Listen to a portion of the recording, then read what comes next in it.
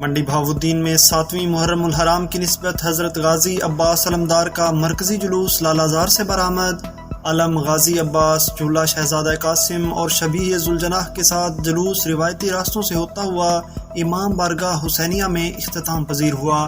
ننھے عزادار بھی جلوس میں ماتمداری اور نواخوانی میں پیش رہے۔ پولیس کی بھاری نفری جلوس کی سیکیورٹی پر تعینات رہی۔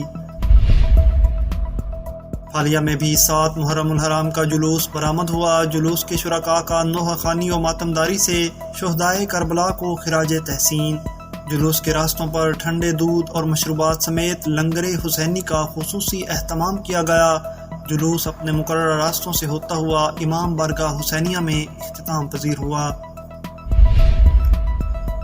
حافظ آباد میں سولنگی کھرل کے قریب سیالکوٹ سے سرگودا جانے والی مسافر بس بے قابو ہو کر جوہڑ میں جا گری۔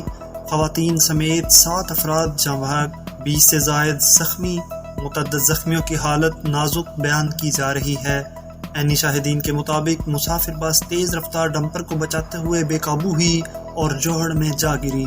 زخمیوں اور لاشوں کو تحصیل ہیڈ کوارٹر اور ڈسٹرکٹ ہیڈ کوارٹر ہسپتالوں میں منتقل کیا جا رہا ہے۔ کھوٹکی میں نیشنل ہائی وے پر مبینہ پولیس مقابلے میں ایک ملزم اپنے ساتھی کی گولی لگنے سے ہلاک ہو گیا۔ 3 ملزمان فرار ہونے میں کامیاب۔ ہلاک ہونے والے ملزم کی لاش پوسٹ مارٹم کے لیے ہسپتال منتقل کر دی گئی، تاحال شناخت نہیں ہو پائی۔ فرار ملزمان کی گرفتاری کے لیے چھاپے اور ناکہ بندی۔